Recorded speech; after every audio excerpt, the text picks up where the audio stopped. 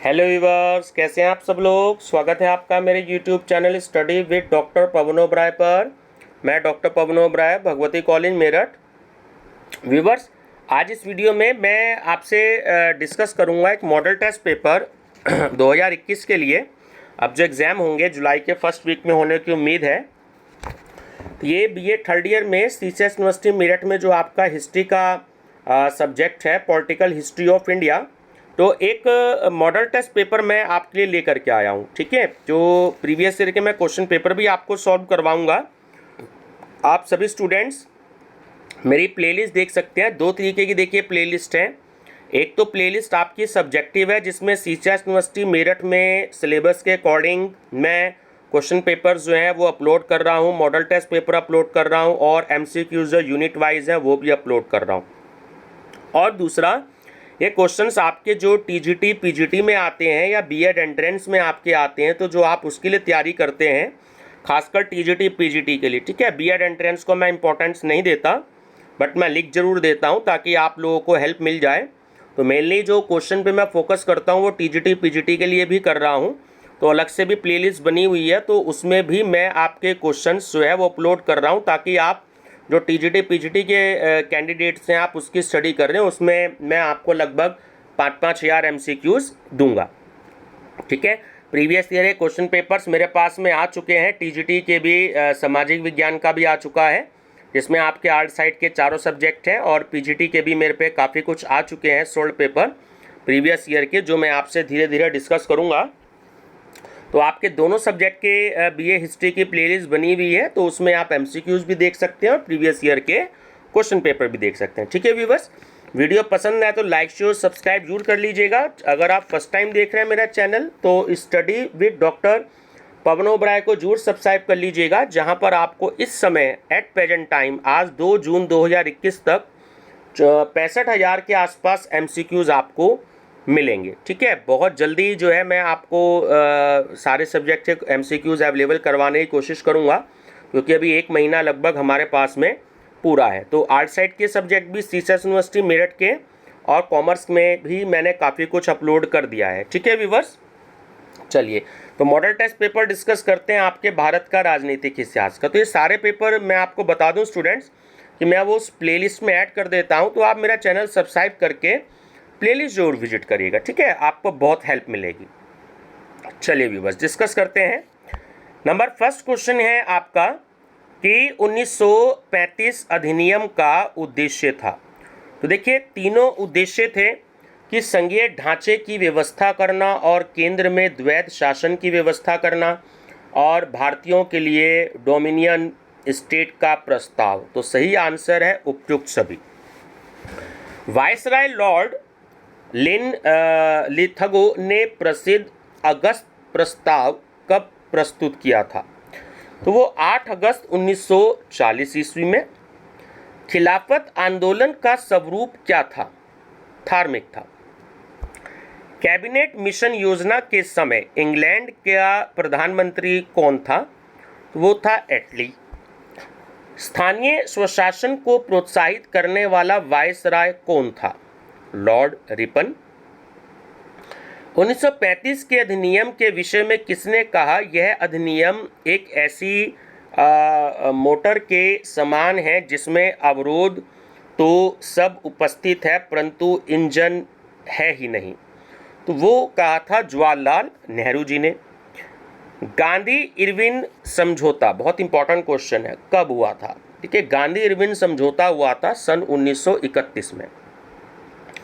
भारत आने वाले निम्नलिखित वायसरायों को सही क्रम में लगाइए। तो इसमें आपका ऑप्शन नंबर बी करेक्ट है कि सबसे पहले लॉर्ड कर्जन आए थे, उसके बाद लॉर्ड मिंटो आए थे, उसके बाद लॉर्ड हार्डिंग आए थे और फिर लॉर्ड चेम्सफोर्ड आए थे। ठीक है, तो ऑप्शन बी आपका करेक्ट है। मुस्लिम लीग ने किस दिन मुक्ति दिवस मनाया? तो 22 दिसंबर 1939 ईस्वी को। इनमें से कौन कैबिनेट मिशन का सदस्य नहीं था? तो जो वेवल थे वो कैबिनेट मिशन के सदस्य नहीं थे।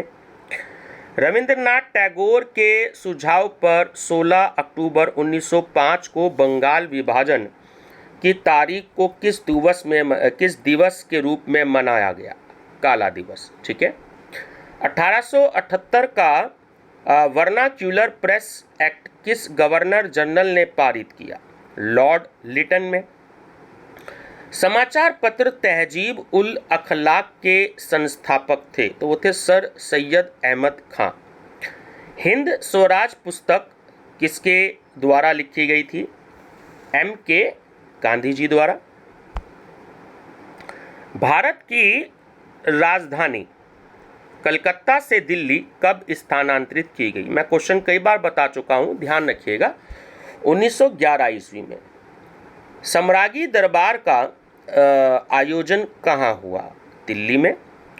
1935 के प्रस्तावित संघ में देशी रियासतों का शामिल होना था।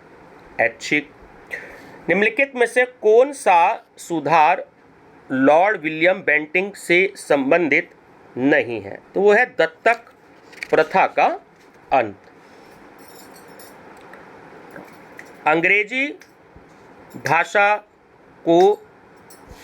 अंग्रेजी भाषा को भारतीय शिक्षा का आधार किस वर्ष बनाया गया? 1835 ईस्वी में। 1854 का वुड्स डिस्पैच किससे संबंधित था? शिक्षा नीति से। निम्नलिखित में से किस स्वतंत्रता सेनानी को 1908 में अलीपुर सेंट्रल जेल में फांसी दी गई? तो वो दी गई थी खुदीराम बोस को। द्वितीय गोलमेज सम्मेलन कब हुआ? सितंबर 1931 ईस्वी में। इंडिया विंस फ्रीडम के लेखक थे, वो थे मौलाना अब्दुल कलाम आजाद।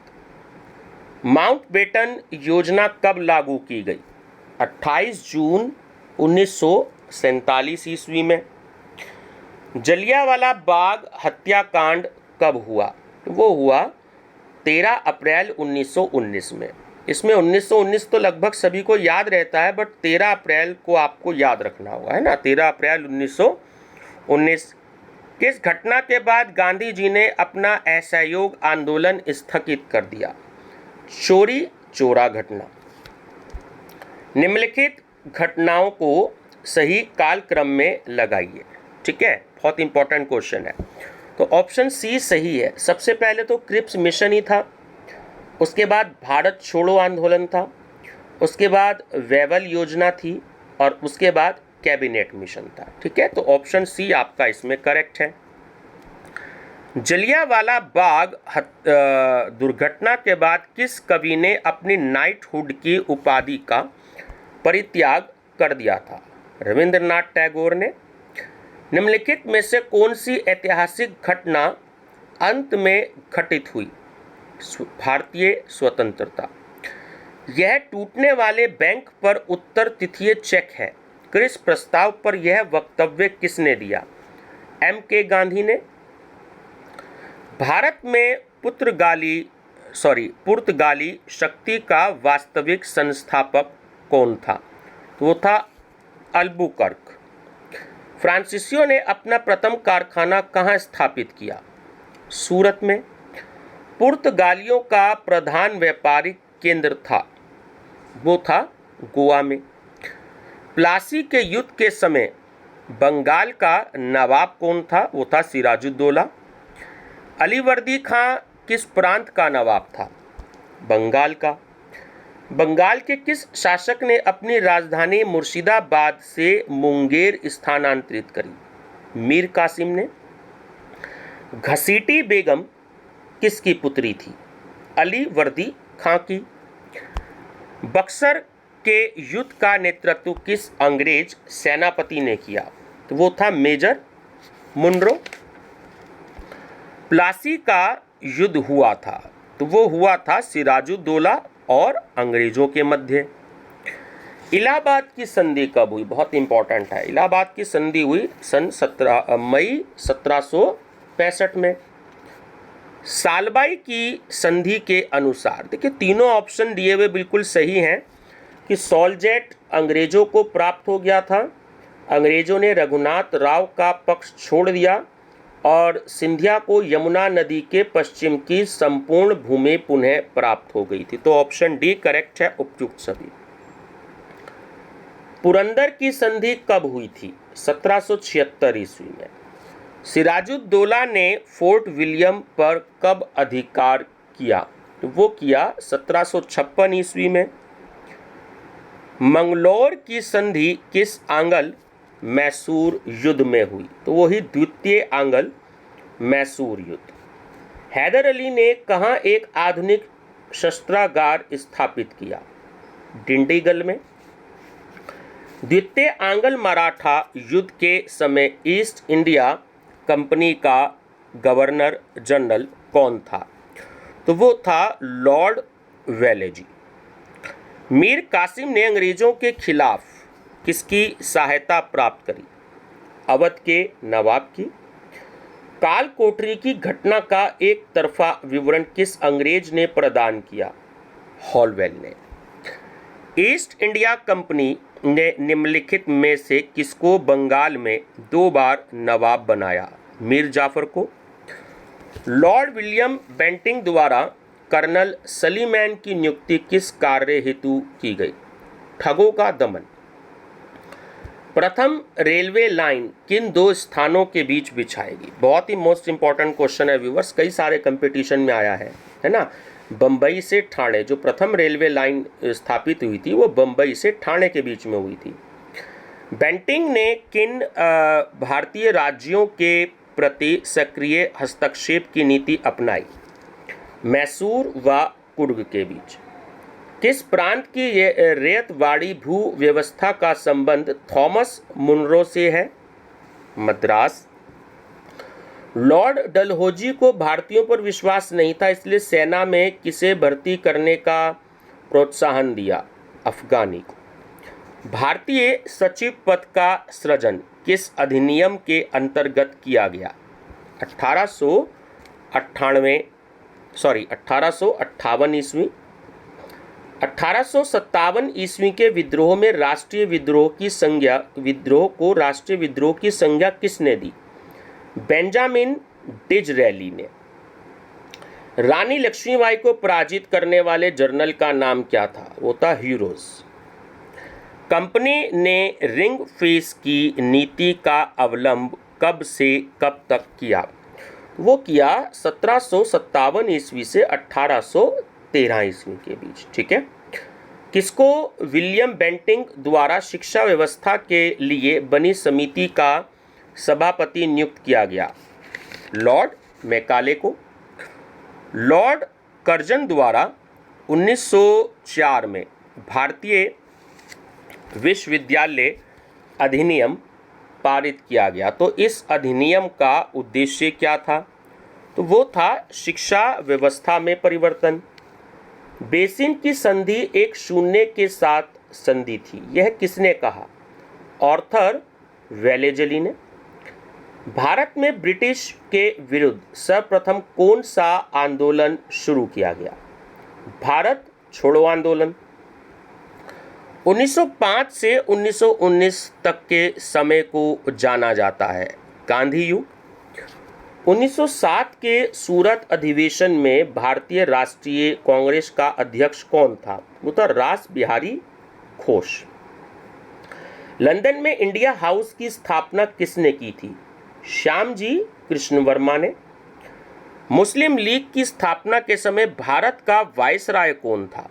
लॉर्ड मिंटो द्वितीय। 1912 ईस्वी में दिल्ली के चांदनी चौक में लॉर्ड हॉर्डिंग की कार पर बम किस क्रांतिकारी ने फेंका? रास बिहारी बोस ने। निम्नलिखित में से किस नेता ने असहयोग आंदोलन में भाग नहीं लिया था? मोहम्मद अली जिन्ना ने। दिल्ली 1886 में कलकत्ता में कांग्रेस का द्वितीय अधिवेशन किसकी अध्यक्षता में हुआ? तो वो हुआ था दादा भाई नेरोजी की। मिसिज एनी बेसेंट का संबंध था, तो वो था होम रूल आंदोलन से। अली बंधुओं का संबंध किस आंदोलन से है? तो वो है खिलाफत आंदोलन। निम्नलिखित में से सही युग्म को अंकित कीजिए। जो लखनऊ समझौता हुआ था ऑप्शन डी वो 1916 में हुआ था। ठीक है, ध्यान रखेंगे। 1904 में नासिक में वीडी सावरकर द्वारा निम्नलिखित में से किस संगठन की स्थापना की गई? हिंदू महासभा की। खुदाई खिदमतगार की स्थापना किसने करी? खान अब्दुल गफ्फार खान ने। मुस्लिम लीग और कांग्रेस के बीच 1916 में हुए लखनऊ समझौते में किसने महत्वपूर्ण भूमिका निभाई? M.A. जिन्ना ने, यानी मोहम्मद अली जिन्ना ने। निम्नलिखित में से प्रसिद्ध गरमपंथी नेता कौन थे? तो वो थे लाला लाजपत राय और विपिन चंद्र अग्रवाल। पीसी इल्बर्ट कौन थे? तो वो थे वायसराय की परिषद के विधि सदस्य। मेरे ऊपर किया गया लाठी का प्रत्येक प्रहार ब्रिटिश साम्राज्य के लिए ताबूत की कील प्रमाणित होगा। ये किसने कहा था? लाला लाजपत राय ने। 25 जून 1945 को लॉर्ड वेवल ने वेवल योजना पर विचार करने के लिए सम्मेलन कहाँ बुलाया था? शिमला में। क्रांतिकारी चापेकर बंधुओं का संबंध है, तो वो महाराष्ट्र से था। भारत में प्रथम जनगणना किस वर्ष में हुई? ये बहुत इंपॉर्टेंट क्वेश्चन है। ठीक है, 1865 ईस्वी में। हंटर शिक्षा आयोग की स्थापना किस वर्ष में हुई? बहुत ही इंपॉर्टेंट क्वेश्चन है, एनटीए नेट में भी आया हुआ है। हंटर शिक्षा आयोग की स्थापना हुई 1882 और 83 ईस्वी में। महात्मा गांधी के राजनीतिक गुरु कौन थे? गोपाल कृष्ण गोखले। अब ये देखिए, मैचिंग करना है आपको, है ना, ऐसे क्वेश्चन भी आते हैं। तो ऑप्शन बी करेक्ट है कि जो जय हिंद है वो सुभाष चंद्र बोस जी ने दिया। जो आपका वंदे मातरम है वो बंकिम चंद्र चटर्जी से संबंधित है। करो या मरो महात्मा गांधी जी से। और जनगण मन आप जानते ही हैं रविंद्रनाथ टैगोर जी से। तो ऑप्शन नंबर बी आपका करेक्ट है। भारतीय राष्ट्रीय कांग्रेस की प्रथम महिला अध्यक्षा कौन थी? तो वो थी एनी बेसेंट। अंग्रेजों द्वारा निम्नलिखित में से किस भारतीय नेता को भारतीय प्रशासनिक सेवा से निष्कासित किया गया? ठीक है, IAS, इंडियन एडमिनिस्ट्रेटिव सर्विस। ठीक है, ये जो कलेक्टर होते हैं, SDM होते हैं, तो ये भारतीय प्रशासनिक सेवा होती है। ठीक है, DM जो होते हैं, है ना, वो थे सुभाष चंद्र बोस जी। कांग्रेस के किस अधिवेशन में दादा भाई नौरोजी ने कांग्रेस का लक्ष्य स्वराज घोषित किया? वो था 1906 के कलकत्ता अधिवेशन में। 1857 के विद्रोह के समय मुगल शासक कौन था? Bahadur Shah Zafar. Indian poverty and un British rule in India किसके द्वारा लिखी गई? दादा भाई नौरोजी द्वारा। भारत का प्रथम वायसराय कौन था? Lord Canning. गवर्नर जनरल की कार्यकारिणी परिषद में कानूनी सदस्य को कब शामिल किया गया? अधिनियम 1861 में। निम्नलिखित में से कौन सा क्षेत्र 1857 की क्रांति से प्रभावित नहीं था? चित्तौड़। भारतीय इतिहासकारों ने किस रिपोर्ट को वर्तमान संविधान का ब्लूप्रिंट माना है? नेहरू रिपोर्ट को। भारत में खिलाफत आंदोलन प्रारंभ करने का सर्वप्रमुख कारण था, वो था तुर्की की एकता एवं अखंडता की रक्षा करना। सविनय अवज्ञा आंदोलन का प्रारंभ कब हुआ? 6 अप्रैल 1930 को। बंगाल में अनुशीलन समिति की स्थापना कब हुई? मार्च 1902 में। असहयोग आंदोलन के समय भारत का वायसराय कौन था? तो वो था लॉर्ड रीडिंग। स्वराज पार्टी का संस्थापक कौन था? देखिए, ना तो वो लाला लाजपत राय जी थे, ना बाल गंगाधर तिलक जी थे, ना महात्मा गांधी जी थे। तो सही आंसर है इनमें से कोई नहीं। अखिल भारतीय खिलाफत कमेटी की स्थापना कब हुई? सितंबर 1919 में। और क्रिप्स योजना के अंतर्गत मुख्यतः क्या बातें रखी गई? तो तीनों बातें रखी गई कि अधिराज्य की स्थापना, संविधान सभा की स्थापना और रियासतों को पृथक रहने का अधिकार। तो ऑप्शन डी आपका करेक्ट है ये सभी। तो ठीक है व्यूवर्स, ये आपका मॉडल टेस्ट पेपर था। ठीक है, आप इसकी स्टडी जरूर करिएगा। काफ़ी क्वेश्चंस आपको मैं समझता हूँ कि इसमें से मिले। बहुत ही ज़्यादा इम्पॉर्टेंट क्वेश्चंस हैं ये, और ये मैं प्लेलिस्ट में ऐड करूँगा। और जो अपना टीजीटी, पीजीटी या बीएड एंट्रेंस एग्ज़ाम की जो तैयारी करें बच्चे, तो वो भी जो है इसको देख सकते हैं ना। तो टीजीटी, पीजीटी वाली प्लेलिस्ट में तो आपको अनलिमिटेड क्वेश्चन मिलेंगे। यहाँ तो बिल्कुल मैं जो आपकी प्लेलिस्ट बनी हुई है वो सीएसएस यूनिवर्सिटी मेरठ के अकॉर्डिंग बनाऊंगा, बट टीजीटी, पीजीटी वाली प्लेलिस्ट में आपको अनलिमिटेड क्वेश्चंस आपको मिलेंगे। ठीक है व्यूवर्स, वीडियो पसंद आए तो मेरा चैनल जरूर सब्सक्राइब कर लीजिएगा, study with doctor Pavan Oberoi. Thank you.